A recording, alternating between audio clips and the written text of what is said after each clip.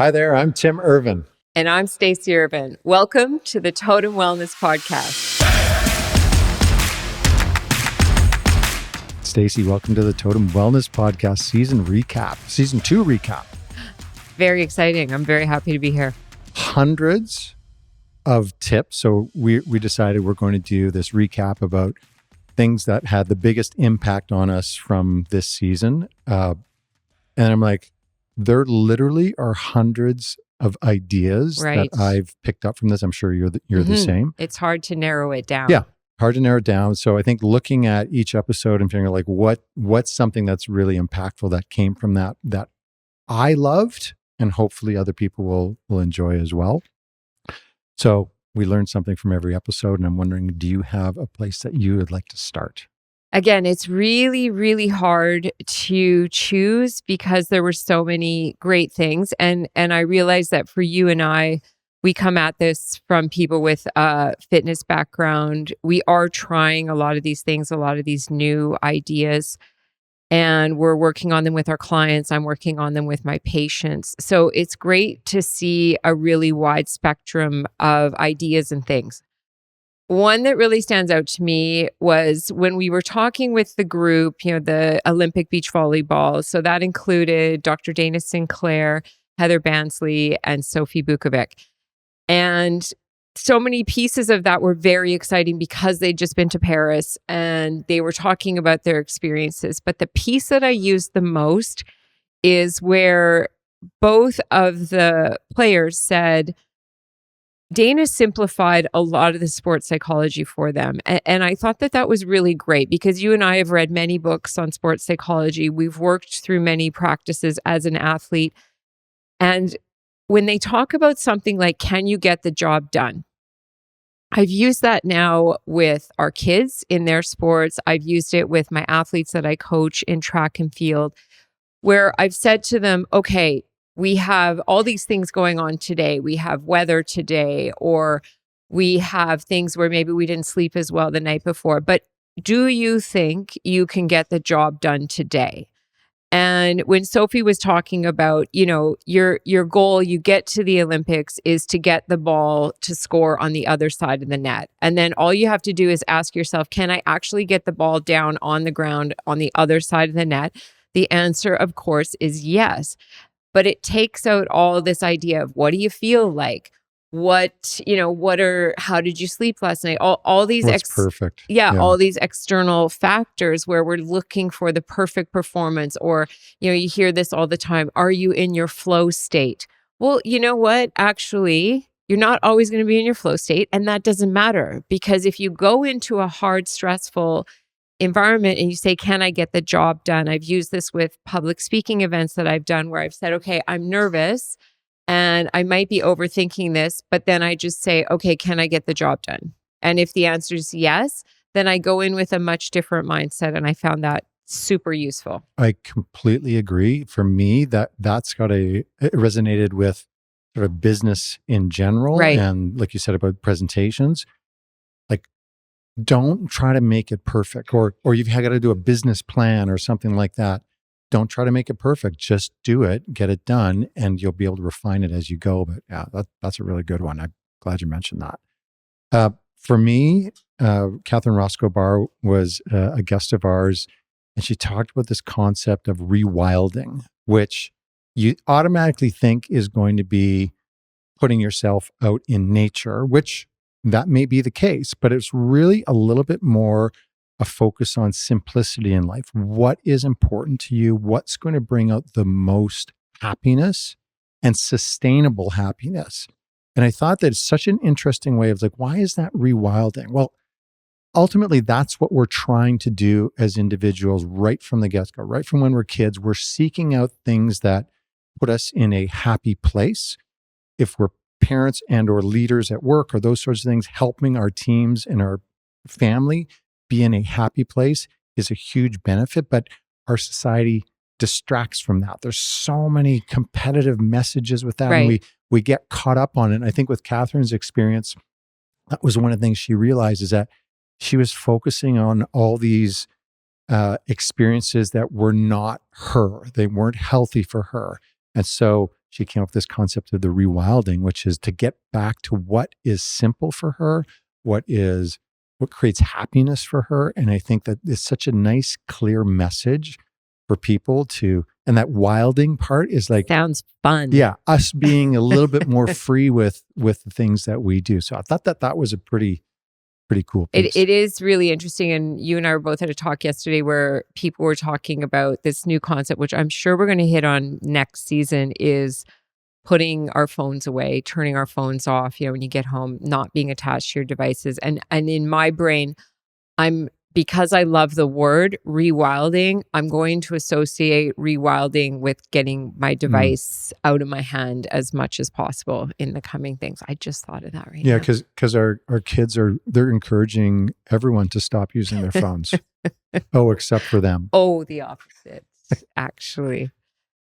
Speaking of phones, Jackie Chapman, a fantastic life coach, executive coach, talked about burnout. And that was a really interesting conversation in that when we were younger, I experienced burnout on a certain level. I'm sure, I feel like in your case, you're pretty methodical about what you do and you're pretty good with your scheduling. I'm definitely the opposite of that. I like to procrastinate and I like the adrenaline of doing something under pressure. So in some ways, I need that adrenaline. I think that having open conversations about burnout and the effects of burnout are something that will resonate with a lot of people. And maybe for us, because we've been in our business for, however long, 25, approaching 30 years, I think we've kind of possibly gone through those really stressful things that, hopefully we've gone through them. So the word burnout, I think, applies often to a younger generation, like 20s, 30s, when you're just trying to figure these things out. You're trying to prove yourself in your industry. And I think that conversation and the Aura Ring, like using some of these sensors to track our sleep and track our heart rate variability. I think that that's something that, again, I'm interested in diving into maybe next year, is getting one of those devices. I've yet to use one of them and see how things are actually tracking. Maybe Aura Ring will be a sponsor for they could be our second sponsor. For next year, that would be amazing. Because Totum Life Science is our main sponsor. Yes, we have no sponsors. My number 2, it was with Ben Kaplan, Amisha Powell, where they were talking about kind of 2 things, but related. One was diversification in training. And that was really Misha, this Olympian who's been training at such a high level for so long. And that one thing that really helped her in the last 2-ish years is diversifying her training, changing her training. So not just like going as hard as you can all the time, and bringing in some elements that change the intensity levels and have really helped her not only from a performance standpoint, but also from an enjoyment standpoint, which is sort of Ben's thing when it comes to distance running. He's gotten to the point where he said, and he went through some life stuff to get there, but the most important part, the reason you start this stuff in the first place is because it's fun. We all do a sort of a mental check on, why am I doing this? Am I doing this to try every time I run or participate to try to break my previous record? That's probably not going to bring the enjoyment part. And I thought it was that's a great example of rewilding. Of Ben coming back to, why did I start this in the first place? What do I want to get out of it? I want it to be enjoyable. And, based on what he said, it absolutely worked. And I think in our industry, for people that come to the gym and may not necessarily know quite what to do, but they do it because they think that they're supposed to do it, that is a great check. So if you're signing up at Totum, what's the stuff that you actually think will be fun for you? And then focus in on that and make it part of what it is you do, and then diversify within that as well. Well, and I think if Ben can find fun in what he does, to me, that's a bit of a miracle, because I don't know how all that marathon and half marathon and, like it's definitely not, it's hard. Let's just put it that way. I don't you've done know. it. You know. I have. Yeah, but I can't say that I ever found the fun in it. You're a sprinter. It was okay, but it involved a lot of discomfort. And I do think the community piece that he talked about too, that really stuck out to me, is now races have full parties around them, and what they did with the Paris Olympics and getting everyone together. So you are building your community. Yeah. Speaking of performance and having fun and how Misha's training, I'm so fortunate because I get to coach with her and I get to see her regularly. So I get to talk with her about many of these new ideas. Dan Farthing, who is the strength and conditioning coach for the Saskatchewan Roughriders, a longtime friend of ours, used to play for the Roughriders. I was kind of blown away by that conversation where he talked about creating football players that were good movers. Mm-hmm. That is a really new way where we're not thinking about what's your bench, what's your squat, how much can you clean, and going through this really heavy lifting, where he's really looking at it in a more three-dimensional way and saying, are they quick? Are they agile? Are they moving with a freedom of movement? And I've been doing a lot of research, as you know, into Stuart McMillan's work with sprinters, and his philosophy is it's really similar in how he trains these sprinters. And when I trained, we were very much, and you as well, you were on a similar program to me where we'd go and get our weight workouts from Bishop Delegwitz. I'd go a couple times a week. He'd write in my book, he'd be like, here's your squat, here's your bench, here's your clean.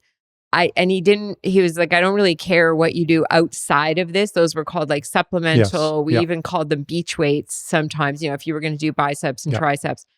And now we've really shifted into agility training, coordinated training. How are your feet working? How are your ankles working? What's your posture? And I'm finding that with the athletes that I work with, that style of training is making them feel a lot better. Same thing that Misha said. And I think that was really a huge insight, because to me, Dan is one of the smartest people in our industry, probably one of the smartest that will ever have that job. We went to school with him. We know how smart he is. And when he says that something is the way he's doing it, I really do listen to him. Yeah, I think he's a good person to get that sort of leadership from. And on this specific topic, I can't remember if I've told you this, but client of ours, longest serving Totum client, his grandson is a great skier, but small. So he is in the Ontario ski program, kind of borderline national. So it's part of what they did for provincial. They have the on-hill skiing events, but they also have like an athleticism off-hill testing. So he's like a foot shorter than the biggest guys. The biggest guys are like 6'2", 205 pounds, same age as this kid. He's like 125 pounds.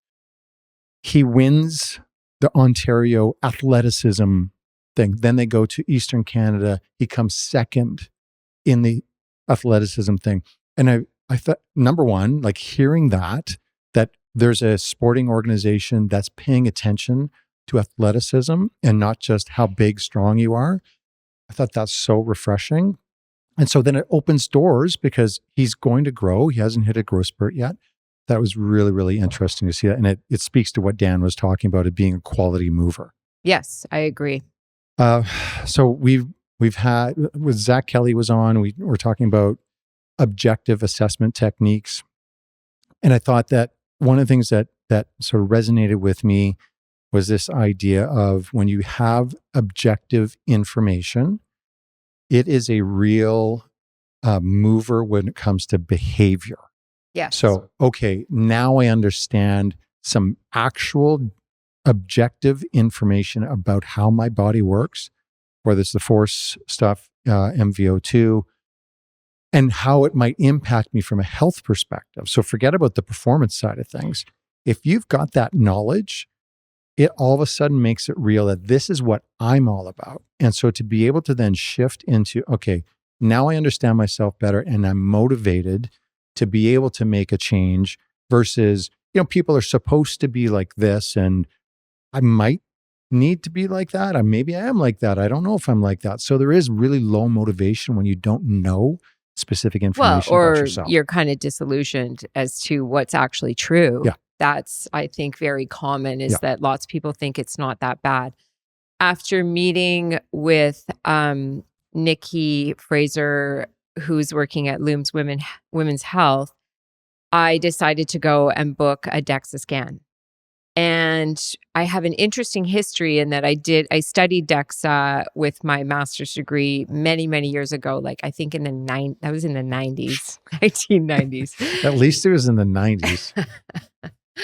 So I got on the DEXA scanner and we were basically just trying it out. We had one of the first ones in the country and I was lifting heavy weights. I was competing as a heptathlete and my bone mineral density was terrible.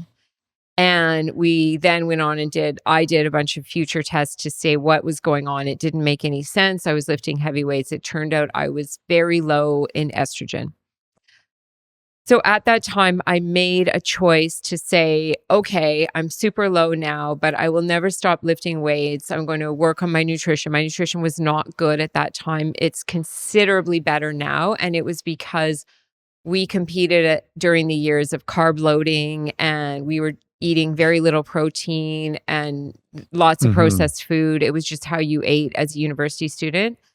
And I've changed that significantly. The great news about my DEXA scan is that my bone density is now up. I'm in the 88th percentile after doing the scan and after working for many years doing the right thing. That's crazy. It's a massive change and a massive positive reinforcement that this can happen.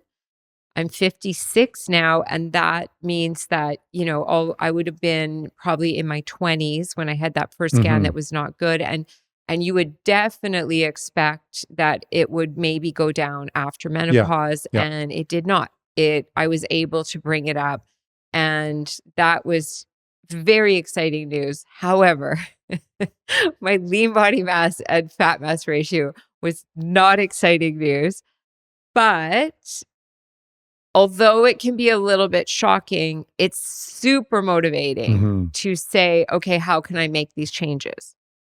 Around the same time, and to kind of encourage more of this data, more of these results, I worked with Dr. Tamara Kung, who we had on talking about protein in nutrition. She did an advanced blood work panel for me. And those results were fascinating as well. And there are some changes that I need to make. For example, menopause doesn't just mess with estrogen, progesterone hormones. It also impacts your testosterone. And so after getting that blood work done, I found out that my testosterone is quite low. And obviously that will have an impact on lean body mass, which could explain some of the results that I was seeing on the DEXA scan. Sure. So now I'm going to work to correct that. And I'm going to have another DEXA scan in about 6 months and see if I can make some changes and move the needle on that. Tamara also gave me some great tips on what we talked about, getting more protein. That is not easy, but she gave me some tricks and ideas. I need to, believe it or not, one of my LDL cholesterol was too high. And she said one of the ways to fix that is to increase fiber. So even though we both eat quite well, my fiber was a little bit on the low side. So that's a very easy way to add fiber to bring the LDL cholesterol a bit down. These are huge insights that have a massive impact on your health and how you feel. And I would have never known had I not done the blood work. It's interesting you say that because to me, it sounds like if you're in your mid-20s, because we know that lean body mass or muscle mass and bone mass start to decrease somewhere in your mid-20s. So you should understand where are you at. So for you, I'm sure you're like, how can I have low bone mineral density as a whatever it was, 22, yeah, 23 it year was old. really shocking. And so then you've got a metric to look at over time to see where you're at, especially once you get around those menopausal years. Speaking of Tamara, that idea of protein. So you went through on that episode, which is our most viewed episode. Okay. And it's specific. Because people like to see how bad I was. That's true. Yeah, potentially. I don't think so, but it was, the episode's about how much protein should women eat. Mm-hmm. You went through a sort of a day of nutrition for you, and Tamara did some estimates on how much protein you were taking in. So I'm paying attention, thinking about me. Mm-hmm. And so, you would require more than me. So I'm like, okay. And at that time, I was doing switch primarily to a vegetarian lunch. I'm not a vegetarian, but I'm like, it'll get me more vegetables, more greens, right? Yeah. So which I felt fine with that. Positive from my but then I'm looking at my breakfast, and then there wasn't enough protein there, right? And then I'm looking at lunch, which might have no protein or very low protein, like if it's got beans in it. I didn't know that. Protein. I thought you had some. And protein. then there's dinner and whatever else. So if I'm now, what I do at lunch, I almost always consume my lunch that has protein in it. So I'm like, yes, add the protein. And if I want it to be vegetarian, then I choose falafel or tofu or something like that. You got to find your own options that taste good. Yeah. But then I always have a protein shake with it. Right. So I just put water and protein powder, get my extra 25 grams of protein from that. And it's like, that was really interesting. That's why, again, understanding a little bit about these objective things that you think you're doing, but you thought you were fine for protein. And you were like 20% low? Yeah. And I do eat a lot, period. And I was very surprised. And I have been focusing on protein, of course, as we all have, but I was still a bit low. And I think I've corrected that now. We're still having a lot of conversations about this. I'm having a lot of women talk to me about creatine, and we're saying thumbs up on creatine. It's a great supplement, both for your brain and for building lean body mass. And then the other piece that I have had a lot of women come and talk to me, and men too, is the protein powders. And we go through a lot of them. We have some great brands.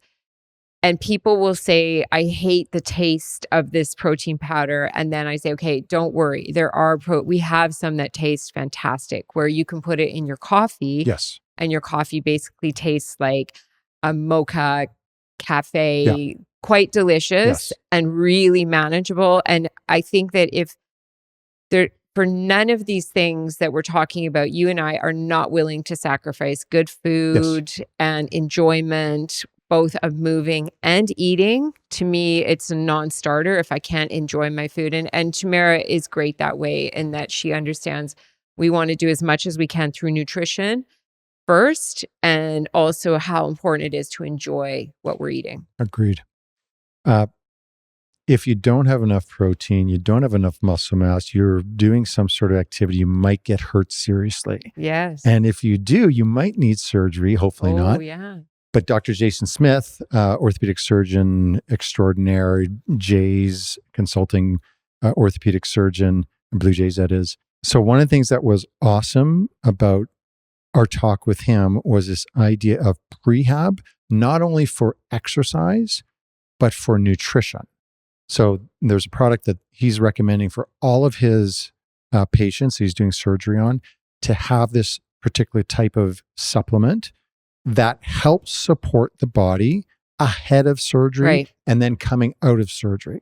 And what I would say is, I think since that one, there's been 3 or 4 of our clients that have had surgery either with him or somebody else has recommended the same product. The same supplement, yeah. And wow, what big difference. Amazing outcomes that they've had. So they're doing the work pre-surgery to get ready. It's almost like for women who are pregnant, if you are fit going into pregnancy, your recovery is way quicker. That all seems to make sense. It's no different with these surgeries.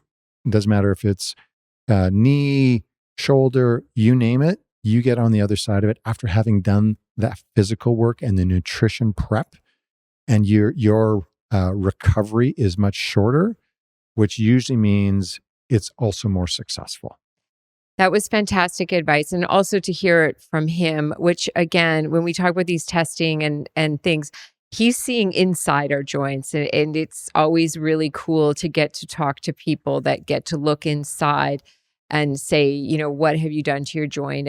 And that he sees such a difference. One of the other great points he made was figure out how to do your rehab exercises before you go into surgery so that you know the technique properly, because you and I have both seen this. When you come out, the first few days are not fun. They can, depending on the surgery, you can be in a lot of pain, a lot of discomfort, and you're just trying to manage your life. On top of it, you really should be doing some of these, you know, small movements, whatever it is, just to try to start the healing process in the most efficient way possible. And if you don't know what your exercises are before you go in and you're kind of coming out, you're in that state where you're in discomfort, your chances of being good at your exercises are really low. I love this idea of learn the exercise ahead of time so that when you come out of your surgery, you're totally solid on them. You know what they look like, how to do them. Absolutely. And you could always get a professional from Totum Life Science from our sponsor. From our sponsor, yeah. They're pretty good. One, I want to sort of tie this in with this measuring things, Jackie's conversation. She mentioned this a friend of hers, I think it's the guy who runs Precision Nutrition. Yes. And so remarkable, like he's testing and whatever, but he had this stress response that he wasn't quite sure. Well, he didn't even know really. Yeah, he was measuring heart rate variability. Yeah. And so then his team was saying, yeah, like, dude, you're a little stressed out. And he's like, really? I'm stressed out? And he didn't even know. So then he starts measuring and all these markers are up. So the thing that was really helpful for him was a breathing technique, a 5-minute breathing technique. And it took a little bit of experimentation to find it. But just by doing that breathing technique multiple times throughout the day, he reduced his cortisol by half. So 50% drop in his cortisol levels. And the other side of it was he dropped 5% body fat, changed nothing else. Right. So that's he incredible. Just reduced his overall stress level. And then all of a sudden he's like more calm and technically more fit, which, man, if you were just 5 times a day for 5 minutes, like, breathing is really powerful. It makes me think that next season we should search out just breathing all season, 20 episodes of breathing. Or just hear me out here. We search out a really good breathing expert and dig into some of this research and get some tips on how to do this like mouth tape. Yes, like mouth tape that you and our 16-year-old are trying. I think you're having some success with it. Yeah. He is having very limited success because he doesn't keep it on. So if you buy mouth tape and you don't actually wear it, you're not going to get the results that you're looking for. No. Let it be known. It's there's just endless numbers of things that we'll be able to look at. I do think that it's worth reminding everybody, the whole purpose of this is to take these more complex topics that other podcasters spend 3 hours talking about and trying to make it in a shorter dose, more understandable. So I think that's important. The other thing we've talked a little bit about outside of these recordings is how much great information there is, which is fantastic. But part of the problem with so much great information is like, sort through where do you start? Like it's almost overwhelming. Even though it's great information, it's like, I don't even know what to pick as a thing to start with. They can start with your newsletter because every day you get all the highlights. Yep. And speaking of that, I think that we should ask our listeners to let us know what they want to hear for next season. We are always open to ideas. Ask them to send the podcast to a friend, sign up for the newsletter, subscribe to the podcast. That will be incredibly helpful for us. It would be helpful for us. And I think that in the big picture, you and I, we didn't really know that we liked doing this sort of medium. But we love doing it. And one of the big reasons for it is helping to educate people. I think about that presentation I did last week, and like I had prepared. I didn't have to look at anything once because I was just like so happy to be trying to help people understand this stuff better, give them bite-sized, actionable things that they could do. And yes, hearing from people about what is complex, what don't they understand that they would like to understand, what can we do and say that would help them to be able to make change easier. I can't wait to see what's coming next year. Season 3. Stuff is really exciting. So yeah. Somewhere between 15 and 25 episodes. We're really going to plan see how out. it feels. Yeah. Yeah. We go by feel. It's all getting back to the rewilding. We're rewilding our number of episodes. Yeah. All right. Thanks for joining me this year. My pleasure. See you next season. Okay. Maybe before. Maybe. Oh yeah. Possibly. Bye.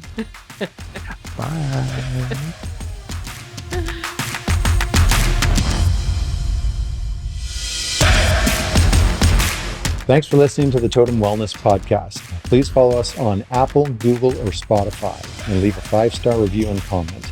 Subscribe to us on our YouTube channel and please spread the word to family and friends.